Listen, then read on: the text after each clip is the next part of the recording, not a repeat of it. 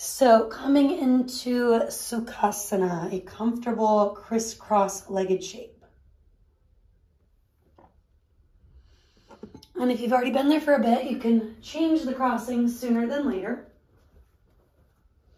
Maybe using a small or big throne to root and rise. And just a little rock and sway.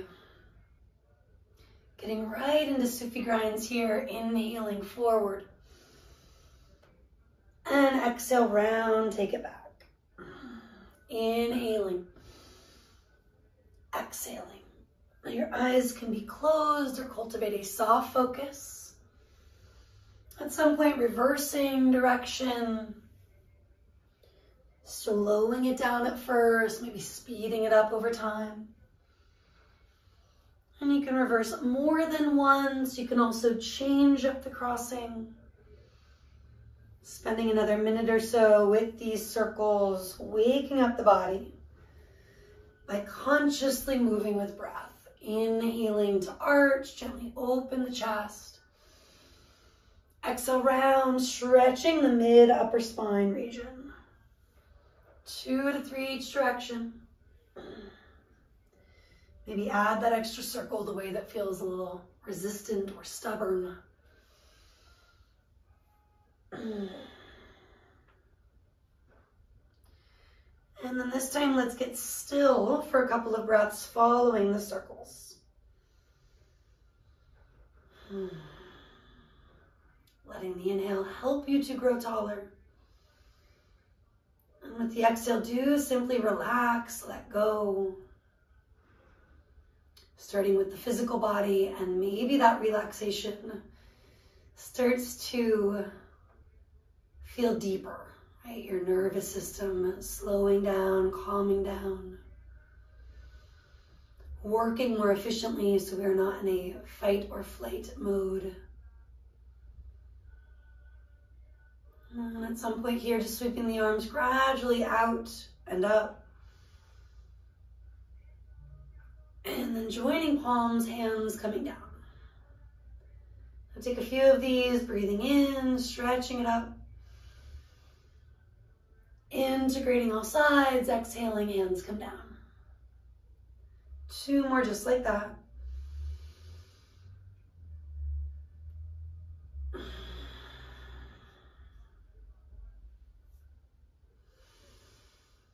And when you do bring your hands toward the heart, linger this time. Maybe lick your lips, swallow. A horse breath or 2 where you flutter it all out. Similar to the sound horses make. 1 more deep breath in. Recently I heard it referred to as helicopter breath, which is also kind of cute. And it does sound a bit like a helicopter, I get it. So anyhow, you can rub your palms. Push forward or swing legs around, take it toward all fours. Right into a puppy dog variation. So knees under hips, sliding hands forward, the heart forward and down, forehead to the floor. Sway from right to left for the first breath or 2. And then do lift onto your fingertips, rooting and rebounding into the forearms, the core a little bit more.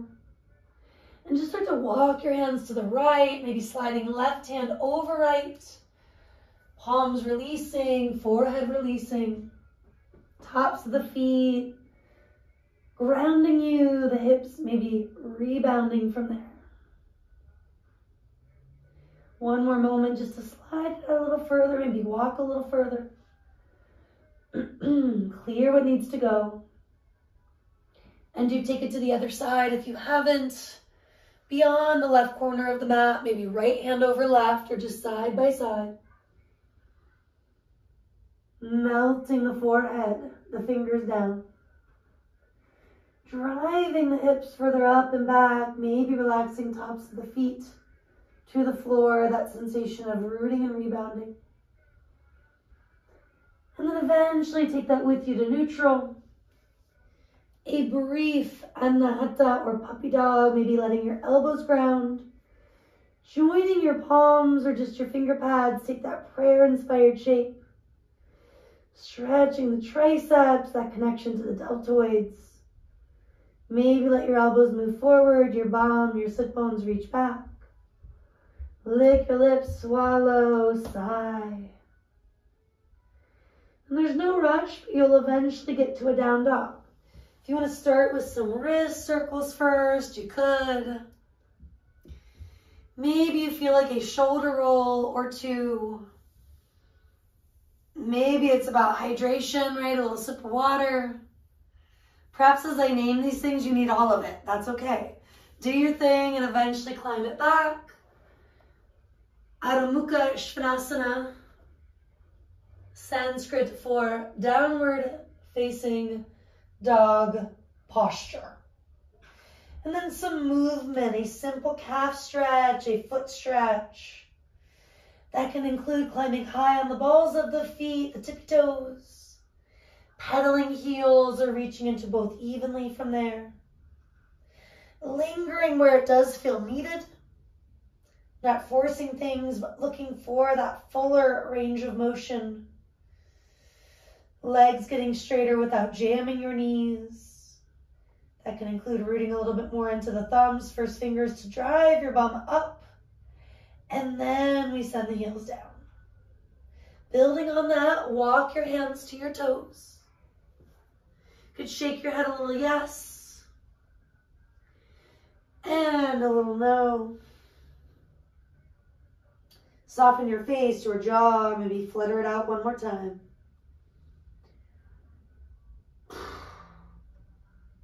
And then you can roll or lengthen, bring yourself to stand. Do weave in that shoulder roll or two. Any variations, like one shoulder at a time or reversing direction. And then rejoin your palms, Anjali Mudra, the prayer-inspired shape. Physically, this idea of bringing the right, the left together. A reminder that yoga really does mean union, connection. Feeling this integration with all living things. Part of the inspiration behind the Yogasana does include the movement of plants, animals, humans, especially little humans, children. With that said, another breath or two, maybe scrunch the face, stick out the tongue. You could look up. Lion's roar with hands here at the body or by your hips. Choosing to release, maybe switch which hands where, or change it up as is helpful. Deep breath in.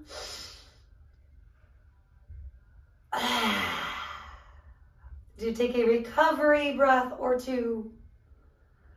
Any additional movements and rocks, sways, feeling that flow of prana, translating to life force.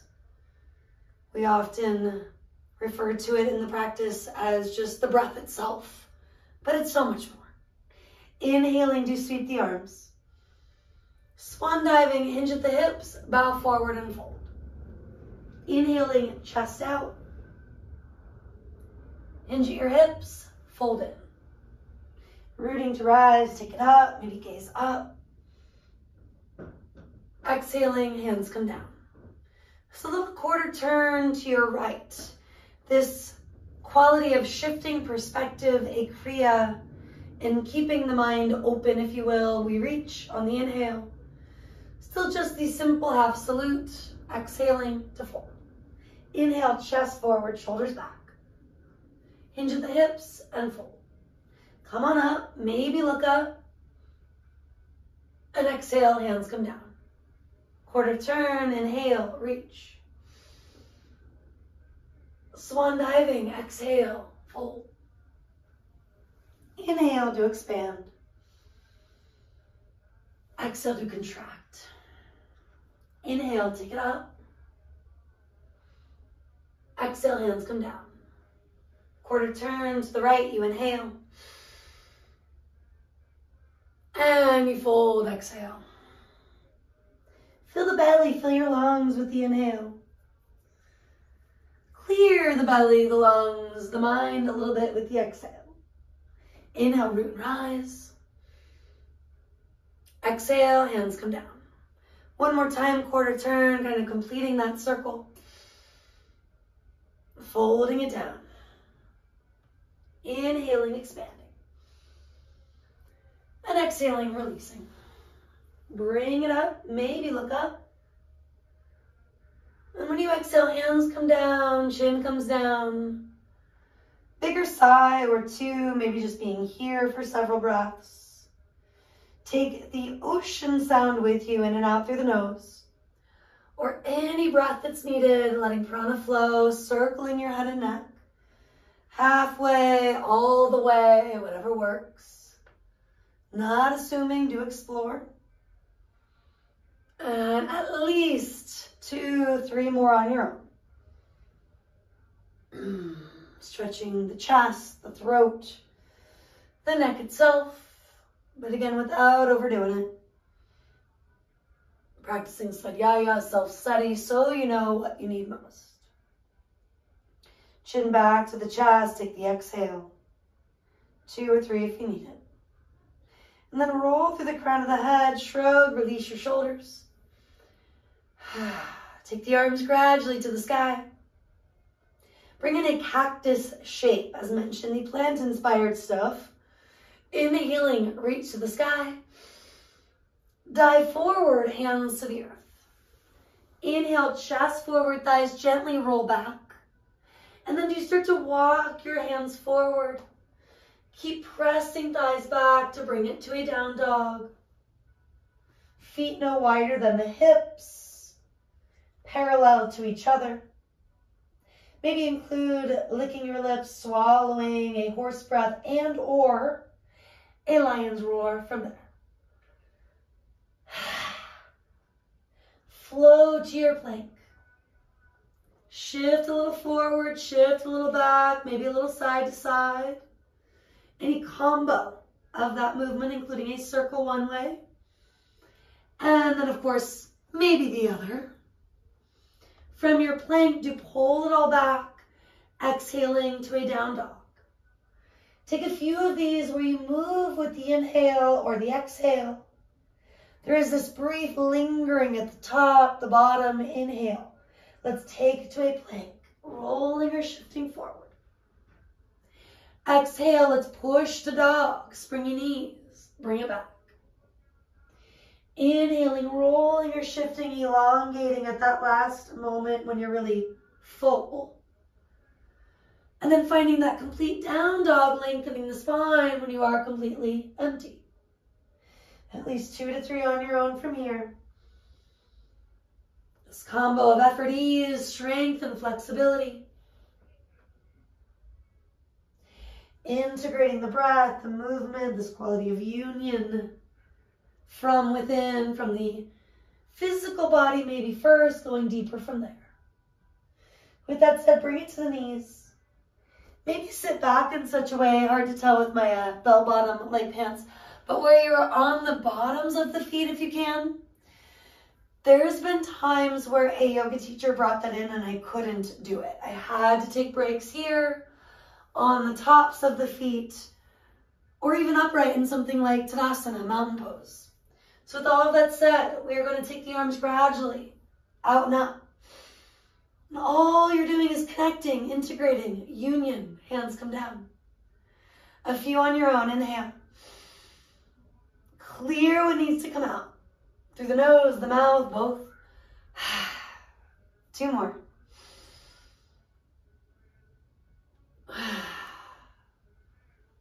And at least 1 more.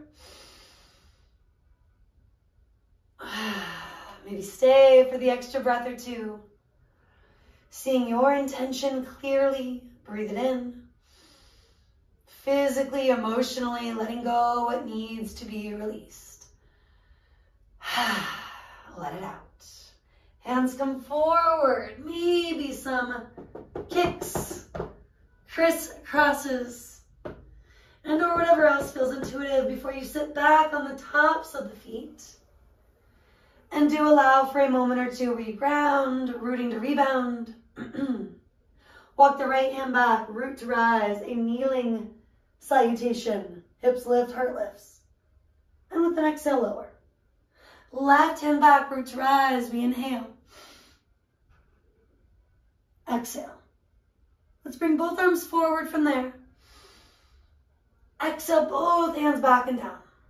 Now root and rebound, big breath in, lift the hips, heart, maybe the chin, the head, the neck. And exhale. You can always take a recovery breath with me, or if you're already there, groovy. Left side could lead, no worries if you started right, root and rise. Let it go. As you're ready, right side or the other arm. And release both arms. Rooting down, lifting up, maybe linger for another breath.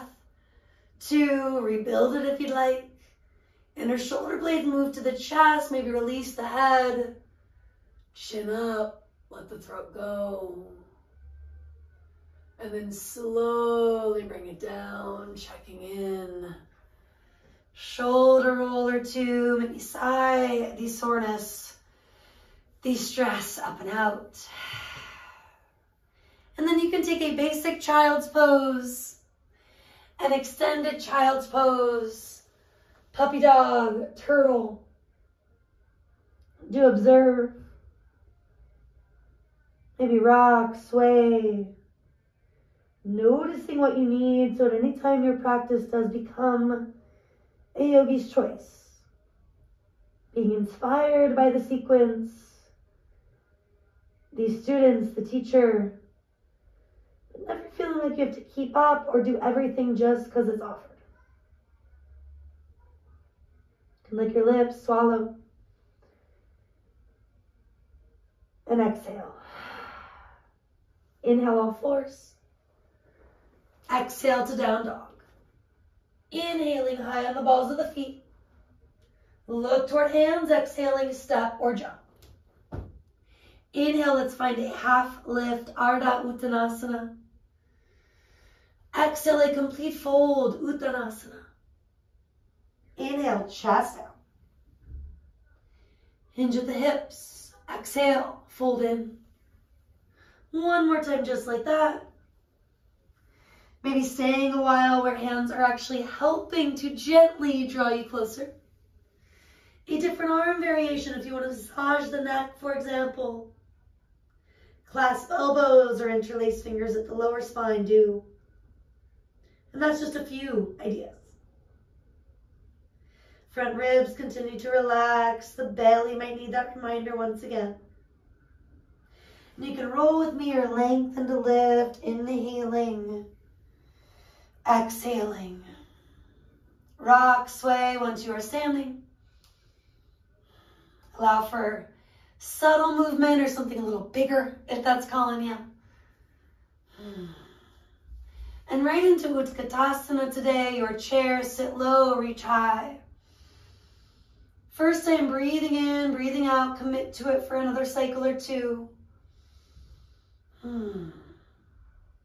Working with this idea of creating strength as well as mobility. Being able to get up when we go down. Rise and do release. Inhale, sit low, reach high, Utkatasana, chair. Exhale today, standing, Tadasana, mountain. Inhaling, Utkatasana. Exhaling, Tadasana. Maybe 2 more on your own, breathing in. Breathing out, feeling the knees are tracking forward, sit bones moving back and down. And then again, it can be a subtle rock, sway, or a bigger shake, shimmy. Whatever feels good for you. Coming to Tadasana, stand tall. Breathing in, breathing out.